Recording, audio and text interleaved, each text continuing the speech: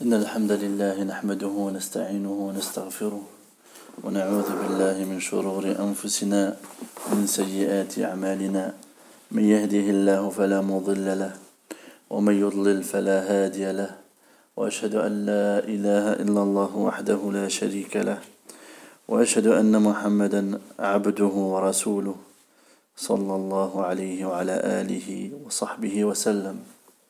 أما بعد، نواصل في متن الكتاب ونؤمن في عقيدة أهل السنة والجماعة، ونؤمن بأن شريعته أي شريعة النبي صلى الله عليه وسلم هي دين الإسلام الذي ارتضاه لعباده، وأن الله تعالى لا يقبل من أحد دينا سواه، لقوله تعالى إن الدين عند الله الإسلام، وقوله اليوم أكملت لكم دينكم وأتممت عليكم نعمتي ورضيت لكم الإسلام دينا. Et donc, nous continuons dans l'épître de la croyance des gens de la sunna du groupe, de la sunna et du groupe. Et donc, les gens de la sunna et du groupe croient que la législation du prophète sallallahu alayhi wa sallam, c'est la religion de l'islam. Nous croyons donc que la législation du prophète sallallahu alayhi wa sallam, c'est la religion de l'islam qu'Allah a agréée pour ses serviteurs, et qu'Allah subhanahu wa ta'ala n'accepte d'aucun une religion en dehors de celle-ci, de l'islam. Ceci de par la parole d'Allah ta'ala.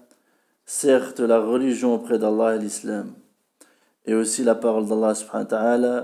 Aujourd'hui, j'ai parachevé pour vous votre religion, et j'ai complété sur vous mon bienfait, et j'ai agréé pour vous l'islam en tant que religion, comme religion. قال الشيخ ابن عثيمين يعني في شرح هذه الفقرة، قال وقوله تعالى أكملت لكم دينكم، قال فيه دليل على أن جميع البدع ليست من الدين، لو كان من الدين لذكرها الله عز وجل، وفيه تحذير بليغ من البدع، لأن المبتدع ظاهر فعله يناقض الآية، لأن هذه البدعة التي اتخذها دينا جاءت بعد نزول الآية، فمقتضى هذا المبتدع أنه يقول الدين لم يكمل، والآية يقول الله فيها اليوم أكملت لكم دينكم، فنقول على زعمك الدين لم يكمل إلا ببدعتك. وهذه مسألة خطيرة جدا، لو تأملها أهل البدع لخافوا منها أن تكون بدعتهم تكذيبا للقرآن، لأن هذا المبتدع يقول هذا دين، ونقول أين هو في القرآن والسنة؟ فهو غير موجود، فصح أن بدعتك تكذب قوله تعالى اليوم أكملت لكم دينكم وأتممت عليكم نعمتي ورضيت لكم الإسلام دينا. Donc le cheikh va expliquer le dernier verset. Aujourd'hui, j'ai parachevé pour vous votre religion, et j'ai complété sur vous mon bienfait, et j'ai agréé pour vous l'islam en tant que religion. Il dit, la parole d'Allah Ta'ala, j'ai complété pour vous votre religion. Il dit qu'il y a une preuve sur le fait que l'ensemble des innovations ne font pas partie de la religion. Et il dit que si elles faisaient partie de la religion, Allah les aurait évoquées. Et il dit qu'il y a un avertissement, une mise en garde accentuée contre les innovations, car l'innovateur, en apparence, dans ses actes apparents, il contredit ce verset. Car cette innovation qu'il a prise, en tant que religion, elle est venue après la descente de ce verset. Et ceci implique, c'est comme si cet innovateur disait que la religion n'est pas complète. Alors que dans le verset, Allah subhanahu wa ta'ala dit « Aujourd'hui, j'ai complété pour vous votre religion. » Et donc nous disons, selon ta prétention, c'est-à-dire la prétention de cet innovateur, nous disons, comme dit Cheikh Ibn Uthaymin, la religion n'a été complétée qu'avec ton innovation. Et il dit que ce sujet est un sujet qui est extrêmement dangereux et que si les gens de l'innovation avaient médité, ils auraient eu peur.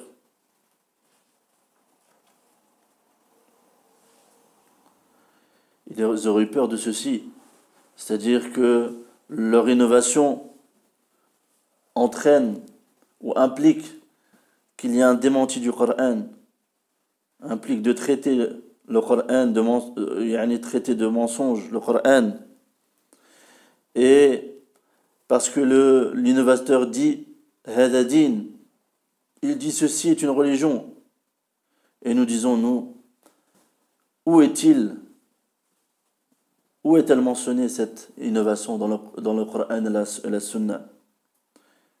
Donc elle n'est pas présente, et donc il est exact de dire que ton innovation dément la parole d'Allah subhanahu wa ta'ala.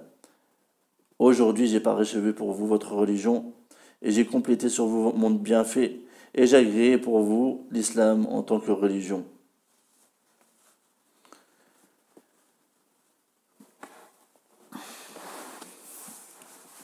Et parmi les autres preuves sur le fait qu'Allah subhanahu wa ta'ala n'agrée que cette religion de l'islam, n'accepte que cette religion de l'islam, la parole d'Allah subhanahu wa ta'ala, وقوله تعالى ومن يبتغي غير الإسلام دينا فلن يقبل منه وهو في الآخرة من الخاسرين.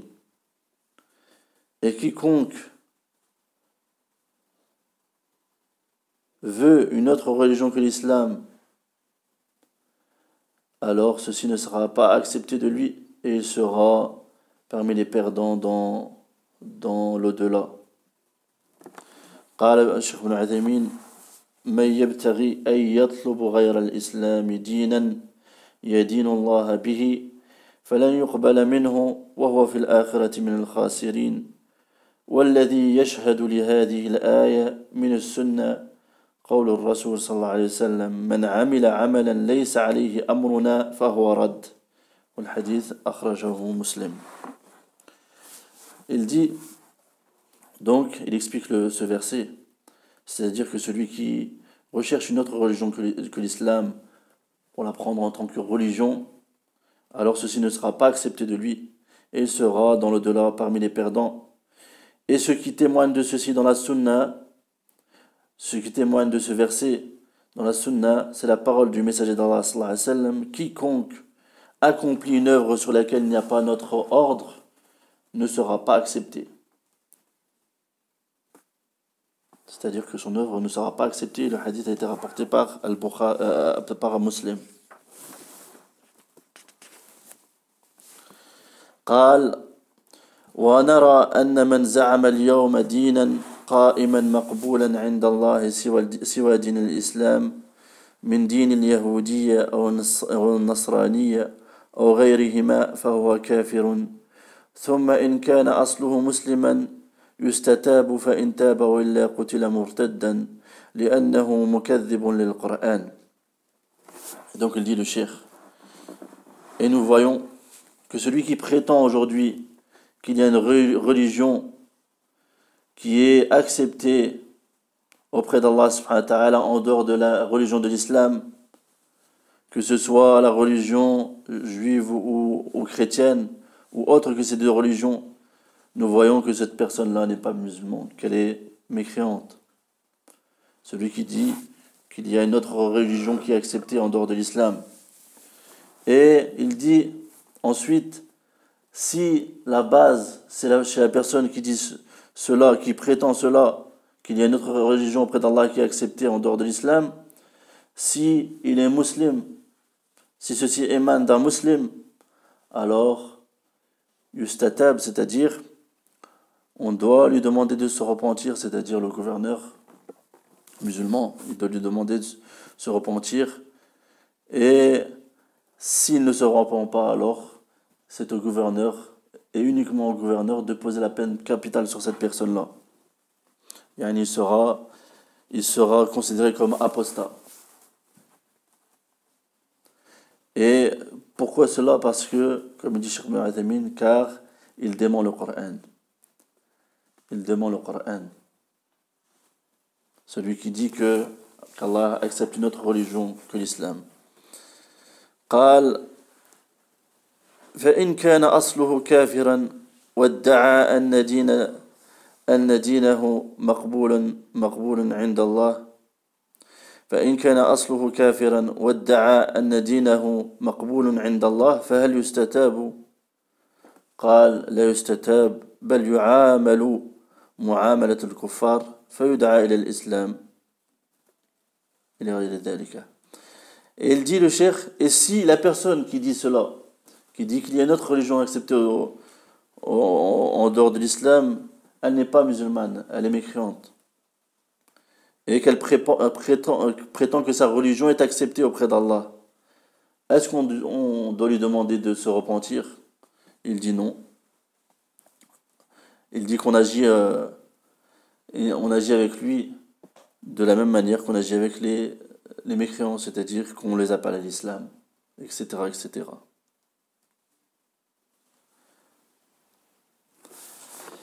فإن قيل ما حكم الدعوة إلى توحيد الأديان فالجواب أننا نرى أن الذي يدعو إلى وحدة الأديان بمعنى أن يقول إن كل الأديان مقبولة نرى أنه داع إلى الكفر لأنه ليس هناك دين في الأرض سوى الإسلام فكل الأديان غير الإسلام باطلة ولا تعتبر دينا فمن دعا إلى توحيدها أي إقرارها وأنها مقبولة عند الله فهو لا شك أنه مرتد عن الإسلام وداع إلى الكفر.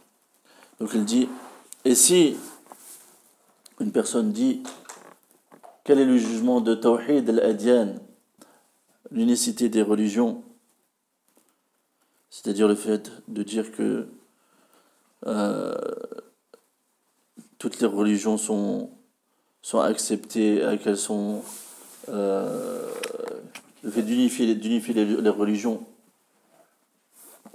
c'est-à-dire de dire que toutes les religions sont pareilles et qu'elles sont toutes acceptées d'Allah. Il dit en réponse, nous voyons que celui qui appelle à l'unité des religions,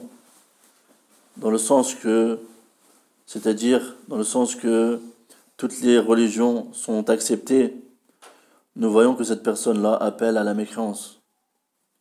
Car il n'y a pas de religion sur la terre qui est acceptée si ce n'est l'islam. Et donc, comme on a vu, c'est l'islam, elle abroge toutes les religions antérieures. Pareil pour les livres d'Allah, le Coran, qui abroge tous les livres antérieurs. Et donc, il dit, toutes les religions en dehors de l'islam sont caduques, sont invalides, et elles ne sont pas considérées comme des religions. Et donc, celui qui appelle à l'unicité, au fait d'unifier ces religions, c'est-à-dire de les accepter, et de dire qu'elles sont acceptées auprès d'Allah, alors il dit qu'il n'y a nul doute que cette personne-là a apostasé de l'islam et qu'il appelle à la mécréance. Est-ce qu'il sort de l'islam? Celui qui a fait ça? Il est apostat, c'est-à-dire qu'il sort de l'islam.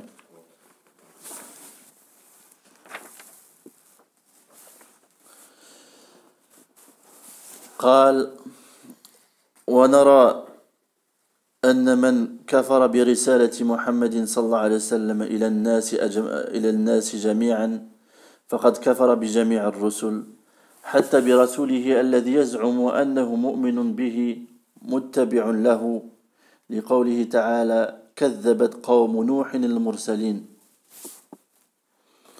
Et donc il dit dans le point suivant de la croyance des gens de la Sunna et du groupe, Et nous voyons que celui qui renie, qui mécroit au message de Muhammad sallallahu alayhi wa sallam, qui est dirigé, orienté à l'ensemble de l'humanité, à l'ensemble des gens, nous croyons que celui-là a mécru en l'ensemble des messagers. Et il a même mécru aux messagers auxquels il croit. Il a mécru aux messagers auxquels il prétend croire et qu'il prétend suivre. Car si vraiment il suivait son messager, c'est-à-dire, exemple, les chrétiens ou les juifs, si vraiment dans leurs prétentions ils étaient véridiques, c'est-à-dire qu'ils croient en Isa ou Moussa, alors ils auraient suivi le prophète Mohammed sallallahu alayhi wa sallam et cru en lui. Et donc celui qui mécroit au message de Mohammed sallallahu alayhi wa sallam, qui est orienté à l'ensemble des gens, il a mécru en l'ensemble des messagers. Et ceci de par la parole d'Allah subhanahu wa ta'ala, كذبت قوم نوح المرسلين. Le peuple de Nuh a traité de mensonges les envoyés, al-mursalin.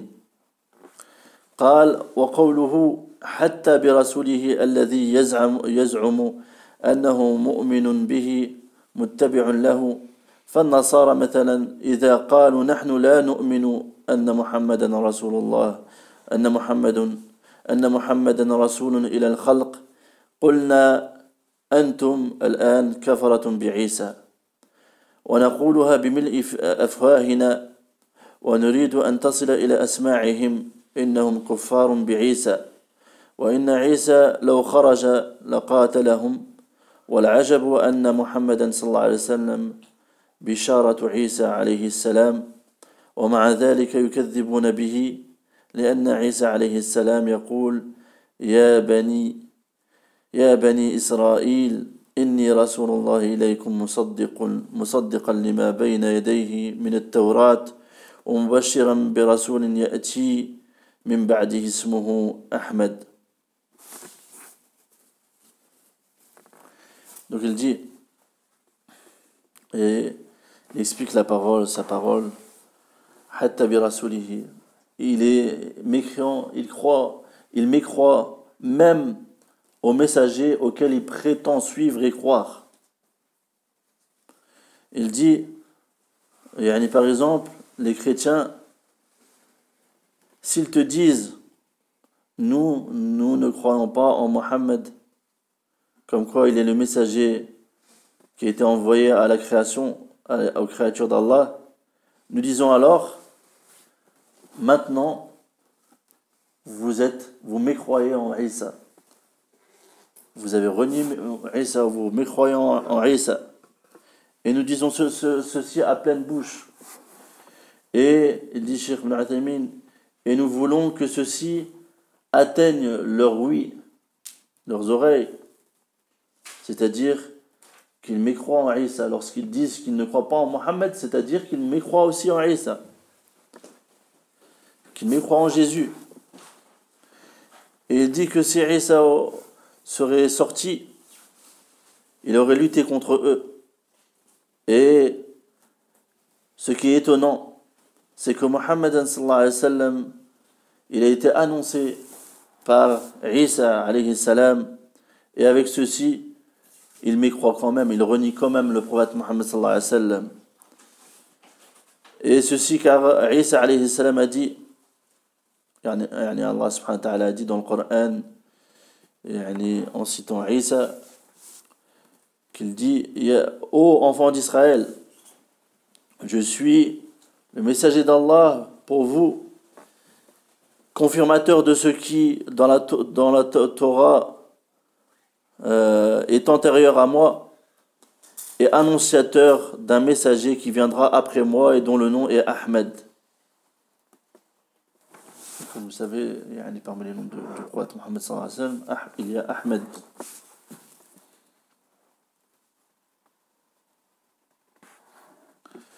قال لقوله تعالى كذبت قوم نوح المرسلين. فجعلهم مكذبين لجميع الرسل مع أنه لم يسبق نوحا رسول. وقال تعالى إن الذين يكفرون بالله ورسله ويريدون أن يفرقوا بين الله ورسله ويقولون نؤمن ببعض ونكفر ببعض ويريدون أن يتخذوا بين ذلك سبيلا أولئك هم الكافرون حقا وأعتدنا للكافرين عذابا مهينا. Et donc, nous voyons qu'ils ne sont pas croyants. Ceci de par la parole d'Allah subhanahu wa ta'ala. Le peuple de Nuh a démenti, a traité de mensonges les envoyés. Et donc Allah subhanahu wa ta'ala dans ce verset, il a fait que le peuple de Nuh qui a traité de mensonges Nuh, il a fait qu'ils aient traité de mensonges tout l'ensemble des messagers, tous les messagers. Alors que Nuh était le premier des messagers. Et Allah subhanahu wa ta'ala a tout de même dit dans ce verset qu'ils ont traité de mensonges tous les messagers. Alors que le premier des messagers c'était bien Nuh. Et ceci est une preuve donc que celui qui dément un messager a démenti l'ensemble des messagers. Et Allah subhanahu wa ta'ala a dit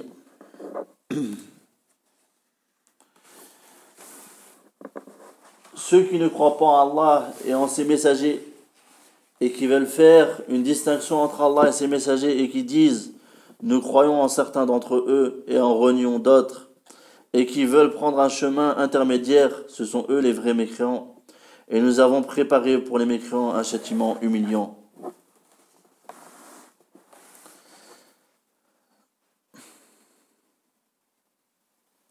قال إذن من كفر بمحمد صلى الله عليه وسلم فقد كفر بجميع الرسل ونقول له أنت كفرت أيضا بمن اتبعت والدليل قوله تعالى كذبت قوم نوح المرسلين مع أن قوم نوح لم يكذبوا إلا نوحا ولم يوجد رسول قبله إذن كذبوا بالمرسلين الذين بعده وذلك لأن من كذب برسول فقد كذب بجميع الرسل إذ إن الوحي واحد.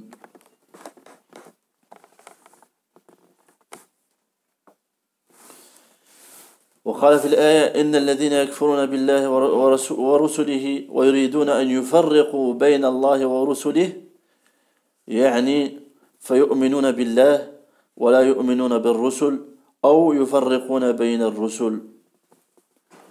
Donc il dit le cheikh,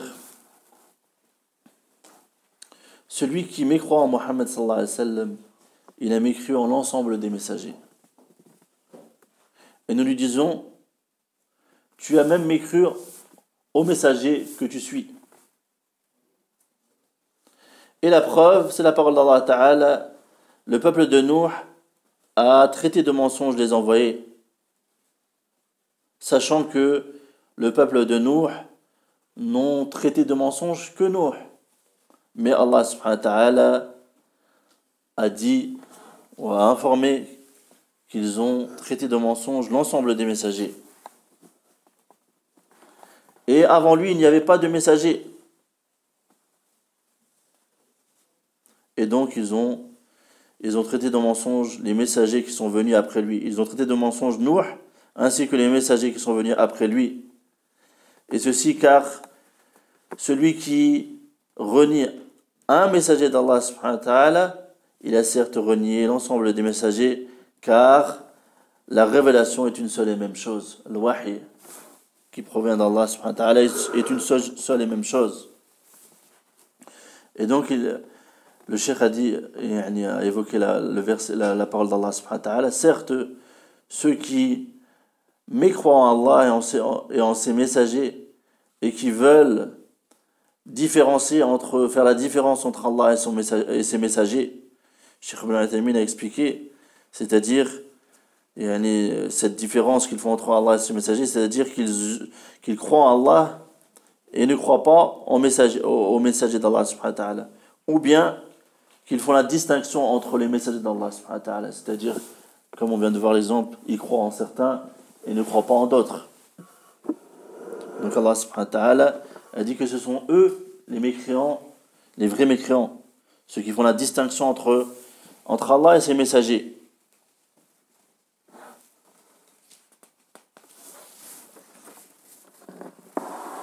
قال وليتنبه لهاتين الفائدتين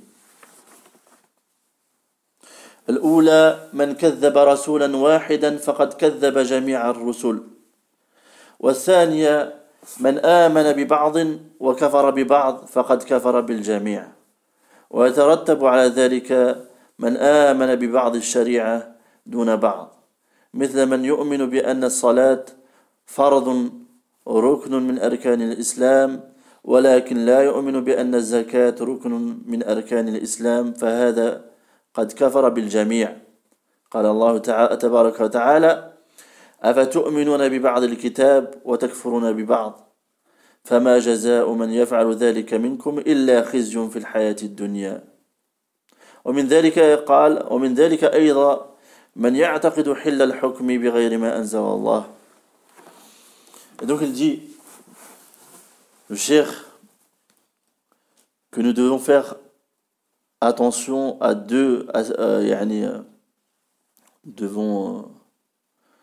faire attention à ces deux faïdas.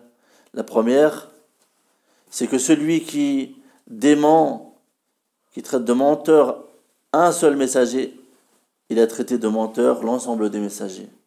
Et deuxième faïda, c'est que celui qui croit en certains messagers et qui mécroit en d'autres, il a certes mécru en l'ensemble des messagers.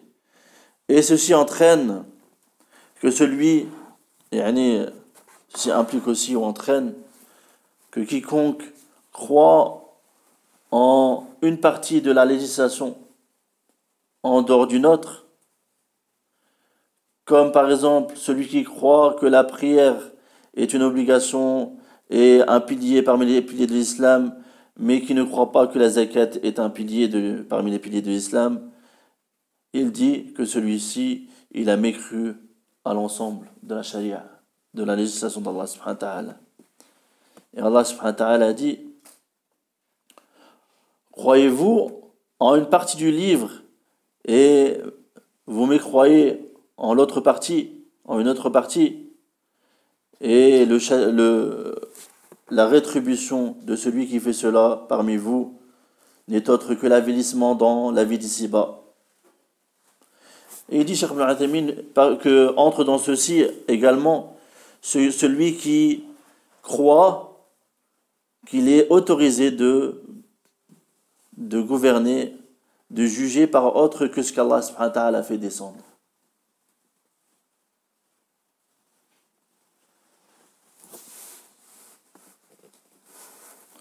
Donc on passe à la suite. وَنُؤْمِنُ بأنه لا نبي بعد محمد رسول الله صلى الله عليه وسلم ومن ادعى النبوة بعده أو صدق من ادعاها فهو كافر لأنه مكذب للكتاب والسنة وإجماع المسلمين. Donc il dit le cheikh dans le point de la aqida suivant, et nous croyons qu'après le Mohammed, le messager d'Allah sallallahu alayhi wa sallam, il n'y a pas de prophète. Et quiconque qui prétend la prophétie après lui, ou qui rend véridique celui qui prétend la prophétie, il est mécréant. Car il a traité de mensonge, il a démenti le livre d'Allah subhanahu wa ta'ala et la sunna du prophète sallallahu alayhi wa sallam et le consensus des musulmans. قوله ونؤمن بأنه لا نبي بعد محمد رسول الله صلى الله عليه وسلم مستندين إلى قوله تعالى ولكن رسول الله وخاتم النبيين فلا نبي بعده وبهذا نعرف أن مسيلمة كذاب والذين جاءوا بعد الرسول صلى الله عليه وسلم يقولون إنهم أنبياء كذابون أيضا وما أكثر ما يوجد في بعض البلدان الإسلامية من يخرج ويقول إنه نبي يوحى إليه وأنا أسمع أنه يوجد الآن في أفريقيا وفي آسيا أناس يدعون هذا هؤلاء نقول إنهم كفرة ومن صدقهم فهو كافر. Donc, et il dit à propos de ces paroles, et nous croyons qu'après Mohammed, le messager d'Allah, sallallahu alayhi wa sallam, il n'y a pas de prophète. Et il dit que nous appuyons sur cette parole-là, s'appuie sur la parole d'Allah subhanahu wa ta'ala. Cependant, c'est le messager d'Allah et le dernier des prophètes, le sceau des prophètes, c'est-à-dire celui qui scelle la prophétie. Et donc il dit Cheikh Ibn Uthaymin qu'il n'y a pas de prophète après lui. Et donc, au vu de cela, nous savons donc que Musaylima est un kadhab, c'est un menteur. Et pareil pour ceux qui sont venus après le messager d'Allah sallallahu alayhi wa sallam, qui ont dit qu'ils étaient des prophètes, qu'ils ont prétendu être prophètes, ils sont tous menteurs. Et il dit, il y a tellement on trouve tellement de ces personnes-là qui prétendent la prophétie dans certains pays musulmans, islamiques, de ceux qui sortent entre les gens et qui disent « Je suis un prophète et on me révèle ». Et il dit le Cheikh Ibn Uthaymin qu'il a entendu ceci, que ceci se produit aujourd'hui, c'est-à-dire à son époque, en Afrique et en Asie. Il y a des personnes qui prétendent avoir la prophétie. Et il dit, Cheikh, que ceux-là, ce sont des mécréants, et que celui qui les approuve, qui les croit, celui qui les rend véridiques, il n'est pas musulman, il est mécréant. Car il a démenti la parole d'Allah, walakin Rasulallah wa khatam an-nabiyyin, ainsi que la parole du prophète sallallahu alayhi wa sallam, qui prouve qu'il est le dernier des prophètes. Donc on passe à la suite. وَنُؤْمِنُ بِأَنَّ لِلنَّبِي صلى الله عليه وسلم خلفاء راشدين خلفوه في أمته علما ودعوة وولاية.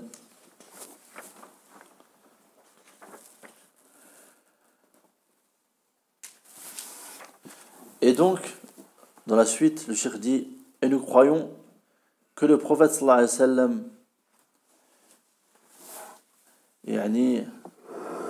qui lui ont succédé des califes bien guidés, qui l'ont succédé dans sa communauté, et qui devancent les gens de sa communauté de par leur science, de par leur prêche, et de par leur présidence ou pouvoir sur les musulmans.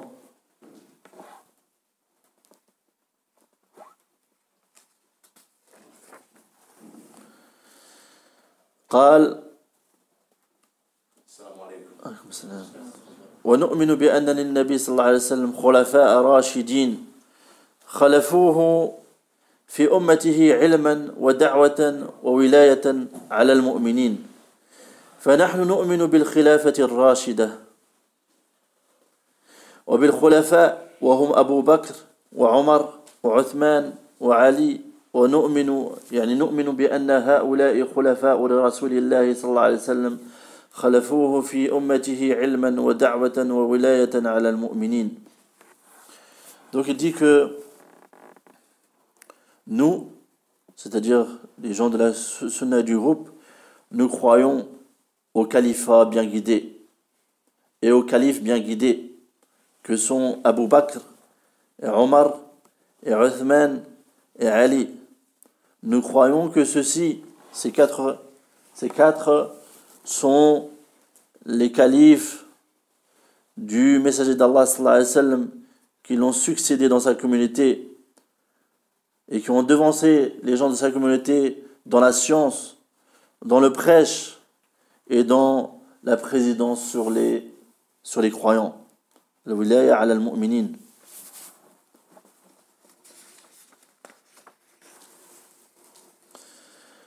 وبأن أفضلهم وأحقهم بالخلافة أبو بكر الصديق.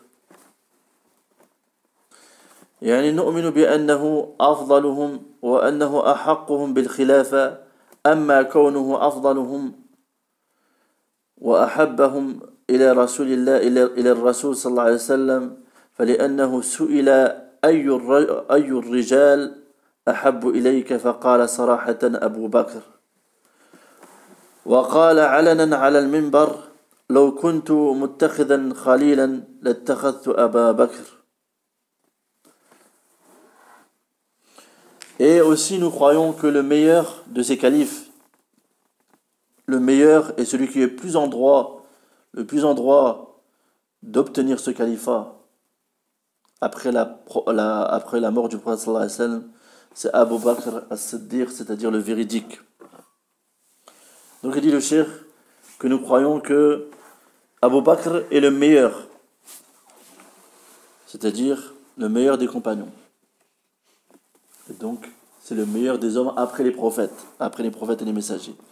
C'est le meilleur des hommes, Abu Bakr. Et nous croyons que c'est lui qui était le plus en droit d'obtenir ce califat. Et en ce qui concerne le fait qu'il est le meilleur des califes, qu'il est le meilleur des hommes de la communauté du prophète sallallahu alayhi wa sallam, bien sûr après le prophète sallallahu alayhi wa sallam, et qui est le plus aimé auprès du prophète sallallahu alayhi wa sallam, ceci est prouvé par la parole du prophète sallallahu alayhi wa sallam lorsqu'il fut questionné en ces termes: quel est l'homme le plus aimé de toi? Il a dit sincèrement, le prophète sallallahu alayhi wa sallam a dit sincèrement ou clairement Abu Bakr.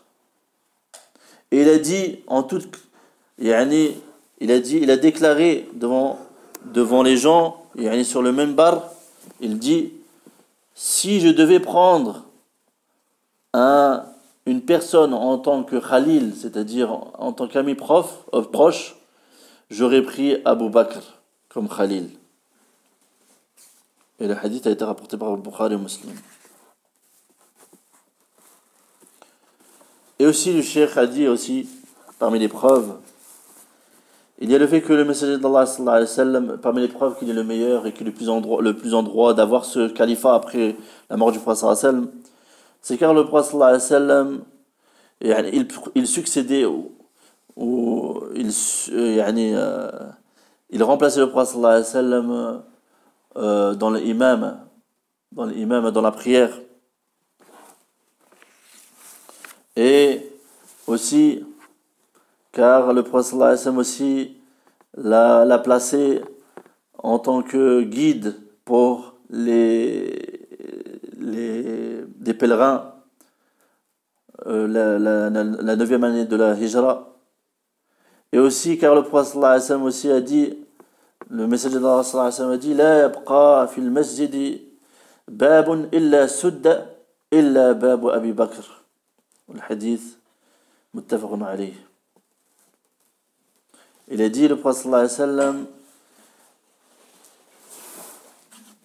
il ne doit plus rester une porte parmi les portes du masjid, de la mosquée, sans qu'il soit cédé ou scellé, sauf la porte de Abu Bakr. قال الشيخ ابن عثيمين مما يدل على أنه الخليفة بعده حتى يسهل وصول الناس إليه لأن بابه في المسجد وحتى يسهل وصوله هو أيضا إلى الناس. Il dit, le Cheikh Ibn Uthaymin, que ce hadith-là qu'on vient de citer, c'est une preuve qu'il est le calife, ou qu'il est le plus en droit d'être le calife après le prophète sallallahu alayhi wa sallam, après la mort du prophète sallallahu alayhi wa sallam. Et ceci, le prophète sallallahu alayhi wa sallam a dit, il explique Cheikh Ibn Uthaymin, que le prophète sallallahu alayhi wa sallam a dit cela afin qu'il soit plus facile aux gens d'atteindre la porte de Abu Bakr, de parvenir à la porte d'Abu Bakr, et aussi vice versa, afin que Abu Bakr, il soit facilité à Abu Bakr de parvenir aux gens, d'atteindre les gens. plus rapidement, plus facilement. Et aussi, pourquoi c'est le meilleur de la communauté aussi? Car يعني أن رسول الله صلى الله عليه وسلم قال لامرأة أتته في حاجة فوعدها العام القادم قالت أرأيت إن لم أجدك قال فأتي أبا بكر وهذا كالنص الصريح على أنه الخليفة من بعده وأيضا قال صلى الله عليه وسلم يأبى الله والمؤمنون إلا أبا بكر والأدلة على هذا كثيرة. Et aussi, quatrièmement, il dit le cheikh que le messager d'Allah, une femme est venue au messager d'Allah sallallahu alayhi wa sallam pour qu'il lui comble un besoin et il lui a promis qu'il allait combler ce besoin l'année d'après. Et elle dit vois-tu si je ne te trouve pas? Il dit sallallahu alayhi wa sallam alors va chez Abu Bakr. Et il dit Cheikh Ibn Uthaymin que ceci est c'est comme un texte clair sur le fait que c'est le calife qui vient après le prophète sallallahu alayhi wa sallam. Et aussi il y a la parole du prophète sallallahu alayhi wa sallam qui a été rapportée par le Bukhari Muslim qui est muttafaq alayh. Il dit Ya Aba Allah wal mu'minuna illa Aba Bakr. Allah et les croyants refusent tout autre à part Abu Bakr ou ne veulent que Abu Bakr. Et les preuves sur ceci sont nombreuses. Et parmi eux, une autre preuve, le hadith a été authentifié. Le hadith est authentique.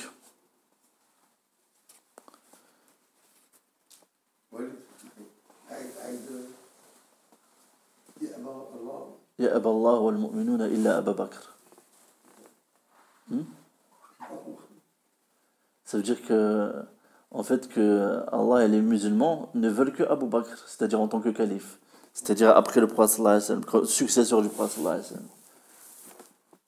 C'est-à-dire que l'étendard il était rendu à Abu Bakr après la mort du prophète. Le plus en droit de succéder le prophète sallallahu alayhi wa sallam, c'était Abu Bakr.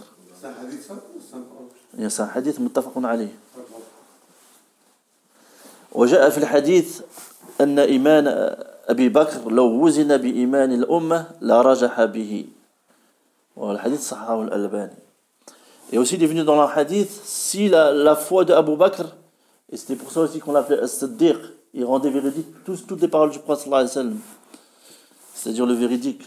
Et il est venu dans le hadith que la foi de Abu Bakr, si elle était pesée avec la foi de la communauté entière, elle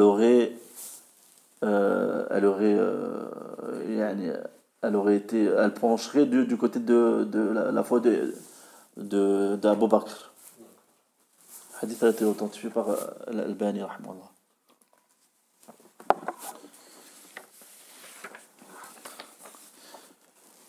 ثم عمر ibn al-Khattab. Puis ensuite, après Abu Bakr, il y a Omar ibn al-Khattab. Et puis ensuite, Uthman ibn Affan. Et puis ensuite, Ali ibn Abi Talib, radiyallahu anhum ajma'in. Qu'Allah les agrée tous. وبعد موت علي صار الخليفة من بعده ابنه الحسن بن علي رضي الله عنه خليفة بمقتضى الشريعة ولكنه لتوفيقه وتسديده وسيادته وشرفه تنازل عن الخلافة بعد 6 أشهر حين تمت الثلاثون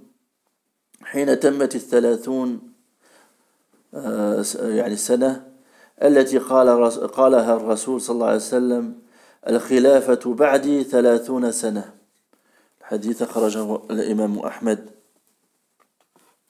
فتنازل عنها لمعاوية تنازلا شرعيا لأن النبي صلى الله عليه وسلم أشار إلى ذلك في قوله للحسن رضي الله عنه إن ابني هذا سيد ولعل الله أن يصلح به بين فئتين وفي رواية عظيمتين من المسلمين. حديث خرجه مسلم البخاري. Et après la mort de Ali radiallahu anhu, le califat fut à son fils Al-Hassan ibn Ali, fils de Ali radiallahu anhu. Et Al-Hassan ibn Ali a délaissé sa place à Muawiyah radiallahu anhu. Et donc il fut calife pendant 6 mois. Et ceci lorsque les 30 années que le prophète sallallahu alayhi wa sallam a prédit, le prophète sallallahu alayhi wa sallam a informé que le califat sur la voie et le califat bien guidé durerait après sa mort 30 années. Il dit sallallahu alayhi wa sallam, le califat après moi, le califat après moi durera 30 années. Le hadith a été rapporté par l'imam Ahmed. Et lorsqu'on compte, subhanallah, il fut comme tel. C'est-à-dire que Omar est resté 2 années et quelques. Omar 10 années. Uthman 12 années. Et Ali, j'ai oublié 2 années. Non, Abu Bakr, j'ai dit 2 années. Le premier, 2 années. Al-Muhim, en tout, ça fait 30 années. Et les 6 mois de Al-Hassan, ils viennent compléter de Al-Hassan ibn Ali, ils viennent compléter les 30 années. Subhanallah, si on compte, tout ça, fait 30 années. Comme le prophète sallallahu alayhi wa sallam a révélé. Et donc, Al-Hassan ibn Ali, il a laissé sa place à Muawiyah d'une manière légiférée. Et ceci car le prophète sallallahu alayhi wa sallam a indiqué que Al-Hassan ferait un grand bien dans la communauté du prophète sallallahu alayhi wa sallam. Il dit, certes mon fils, c'est-à-dire mon petit-fils, est un maître, un sayyid, et Allah va réconcilier entre 2 groupes, et dans une version 2 groupes immenses parmi les musulmans, parmi les croyants. Et le hadith a été rapporté par Al-Bukhari.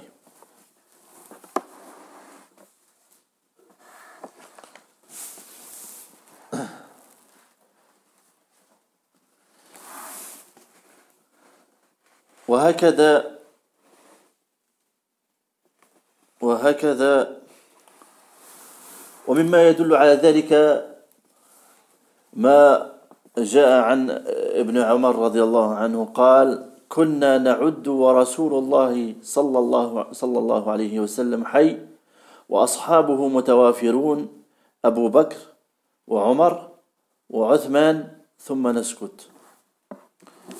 Et parmi les preuves sur ceci, sur le tartib, c'est-à-dire le fait que Abu Bakr soit le premier des califes bien guidés, le premier, c'est-à-dire le meilleur de la communauté, puis ensuite Omar, puis ensuite Uthman, et puis ensuite Ali.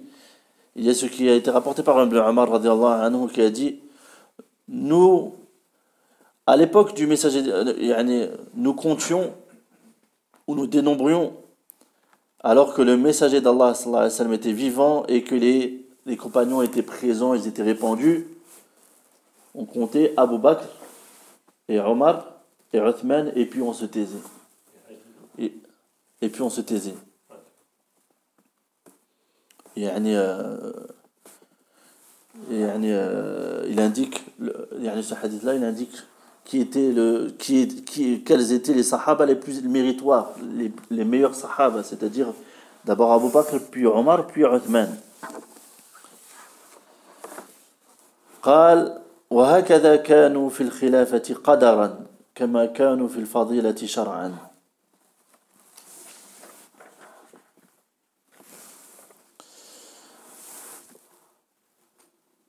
قوله وهكذا كانوا في الخلافة قدرا كما كانوا في الفضيلة قد أجمع أهل السنة على تفضيل أبي بكر ثم عمر بدون نزاع ثم اختلفوا في عثمان وعلي فمنهم من قال علي أفضل ومنهم من قال عثمان أفضل ومنهم من قال أبو بكر ثم عمر ثم عثمان وسكت ومنهم من توقف لكن استقر أمر أهل السنة والجماعة بعد ذلك على أن عثمان أفضل من علي والمفاضلة بين عثمان وعلي ليست من باب العقيدة بل هي من باب الاجتهاد لكن الذي من العقيدة هو الخلافة فإن أهل السنة مجمعون على أن الخليفة بعد عمر هو عثمان بن عفان رضي الله عنه لم يختلف أحد في ذلك.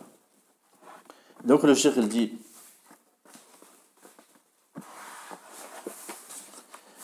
et ils étaient ainsi les compagnons les califes.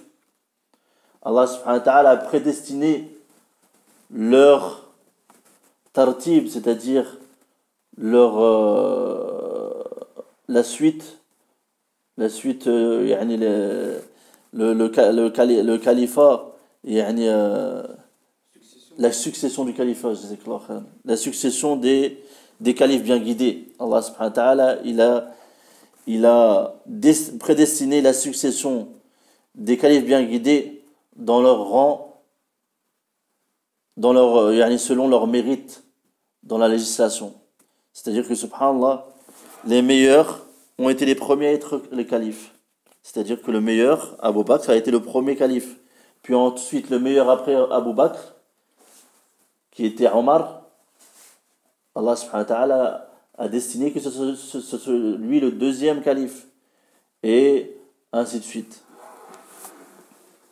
Il dit le cheikh donc que les gens de la sunna, ils sont unanimes, ils ont été unanimes sur le fait de proclamer Abu Bakr comme étant plus méritoire que Omar.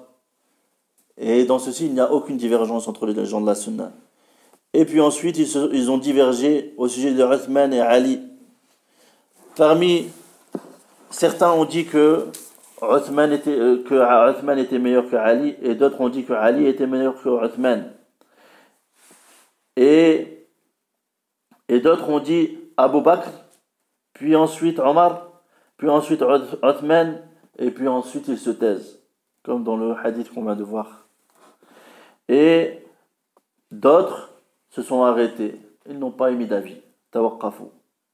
Mais chez les gens de la sunna et du groupe, l'affaire s'est stabilisée sur l'affaire des gens de la sunna et du groupe s'est stabilisée sur le fait que après cette divergence, elle s'est stabilisée sur le fait de dire que Uthman est meilleur que Ali.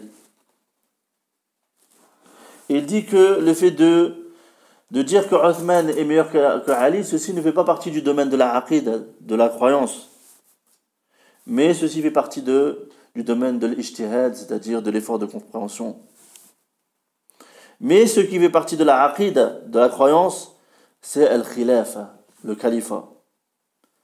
Il dit que certes les gens de la sunna, ils sont tous d'accord, tous unanimes sur le fait que le calife après Omar, c'est bien Uthman ibn Affan. Et il n'y a aucun parmi les gens de la sunna qui dévie de cela ou qui diverge de cela. Allah subhanahu wa ta'ala lui a prédestiné que c'est le califat de Uthman qui est le troisième. Après Abu Bakr et Omar. Que le calife bien guidé, le troisième calife bien guidé, c'est bien Uthman ibn Ali.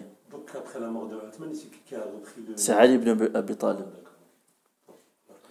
وقال الإمام أحمد بن حنبل رحمه الله من طعن في خلافة واحد من هؤلاء فهو أضل من حمار أهله ومعلوم أن من قال علي أحق بالخلافة من عثمان فقد طعن في خلافة عثمان ولهذا كان الرافضة يطعنون في خلافة الثلاثة كلهم لأنهم يقولون إن عليا أحق منهم بالخلافة فلهذا يطعنون في خلافة أبي بكر وعمر وعثمان ويقولون إنها خلافة جائرة ظالمة ليس لها حق ولكنهم كذبوا في ذلك ولا غرابة أن يقولوا هكذا لأنهم لا يرون الصحابة شيئا بل يطعنون فيهم جملة وتفصيلا إلا ما استثنوا من آل البيت.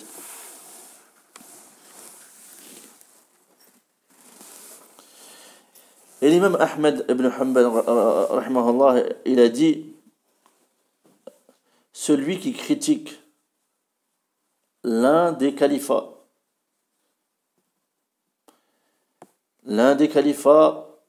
qui a été l'un des califats de l'un de ces quatre, c'est-à-dire de Abu Bakr, Omar, Othman, Ali, il est plus égaré que l'âne de sa famille.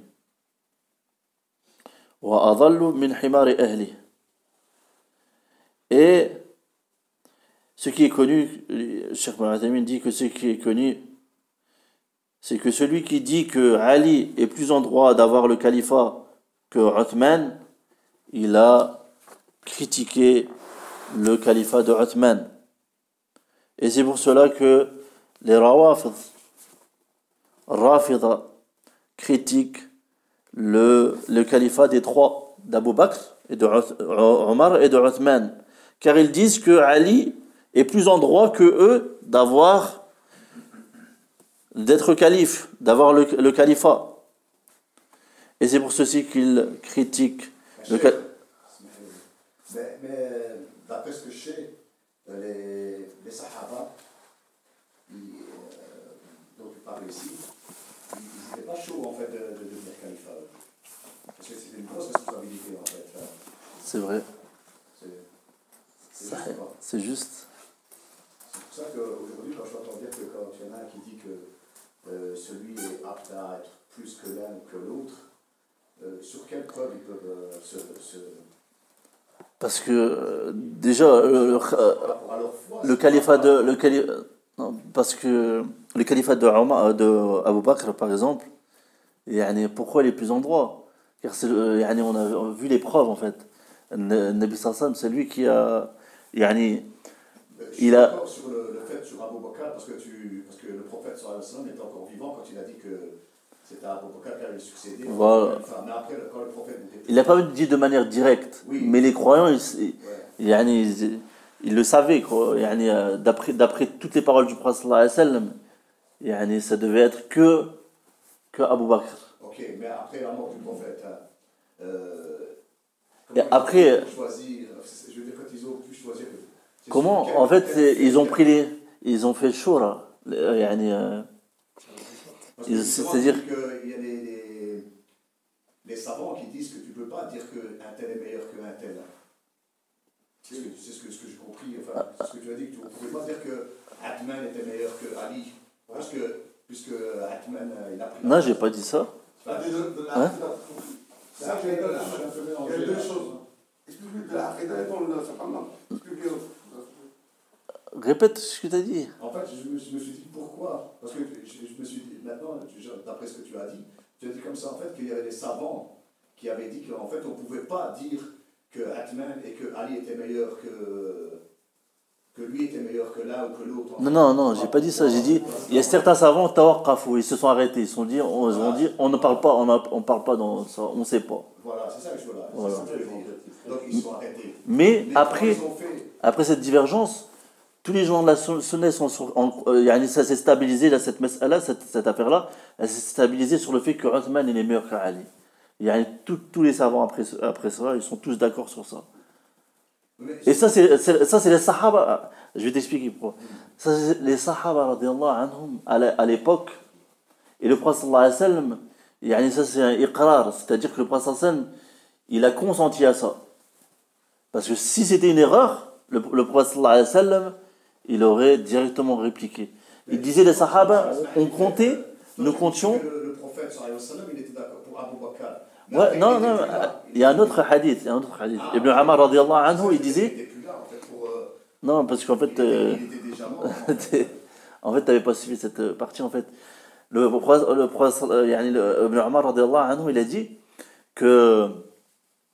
Ibn Umar, il a dit nous comptions, c'est-à-dire les Sahaba, ils comptaient d'abord dans le mérite alors que le messager d'Allah il était vivant et que les Sahaba ils étaient présents. Ils comptaient dans le mérite Abu Bakr, puis Omar, puis Uthman, thumma naskut. Puis ensuite ils se taisaient. Ça c'est une preuve que les savants ils prennent pour dire que Uthman il est meilleur que.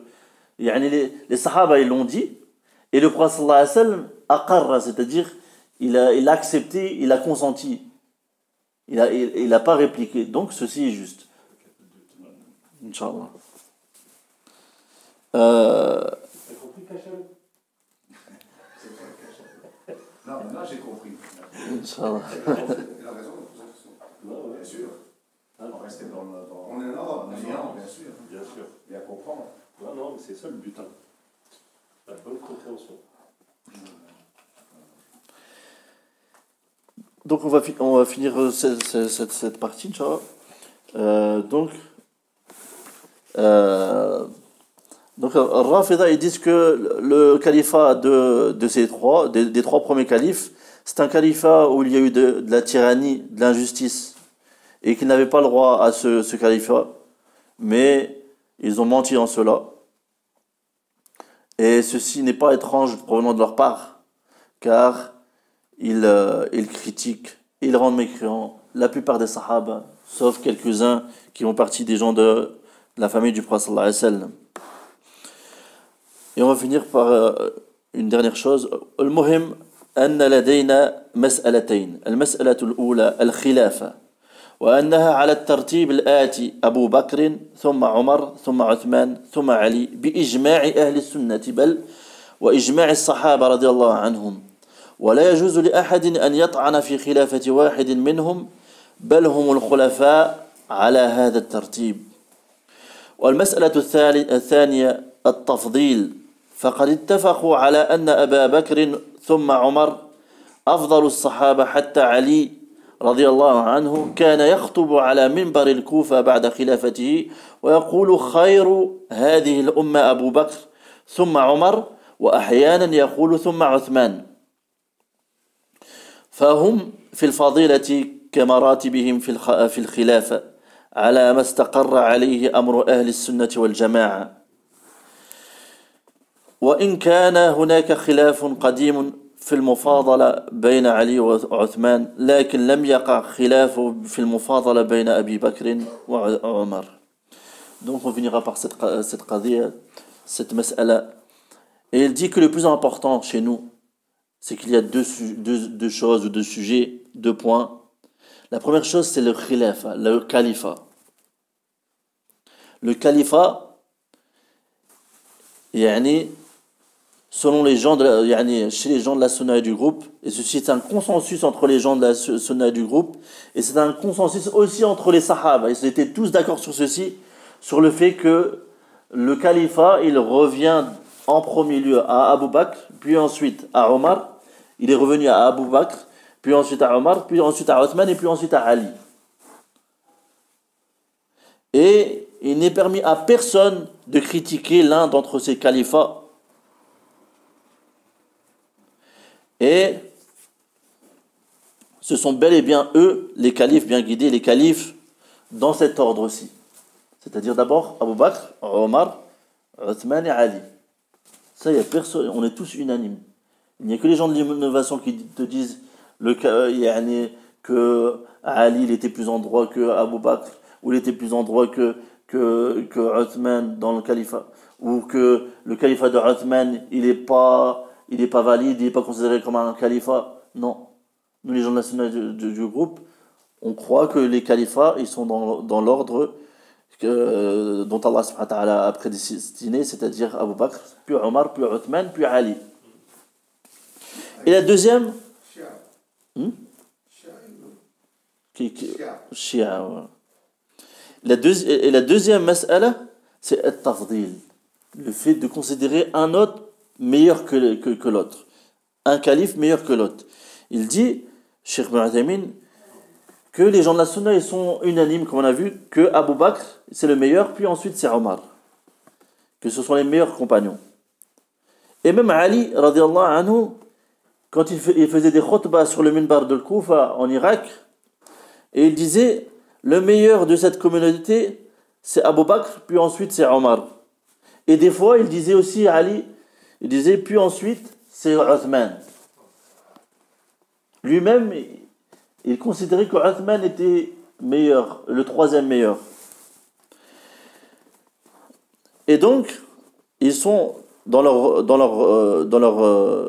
mérite, leur mérite est équivalent à leur ordre dans le califat. Et même si il y a une divergence ancienne, il a dit le cheikh, une divergence ancienne sur le fait de considérer Ali ou Uthman meilleur, qui des deux est le meilleur, mais il dit que il n'y a pas eu de divergence entre Abu Bakr dans le fait de rendre meilleur Abu Bakr entre Abu Bakr et Omar. C'est-à-dire qu'ils sont tous d'accord sur le fait de dire, on est tous d'accord sur le fait de dire qu'Abu Bakr est meilleur que Omar. وسبحانك اللهم وبحمدك أشهد أن لا إله إلا أنت أستغفرك وأتوب إليك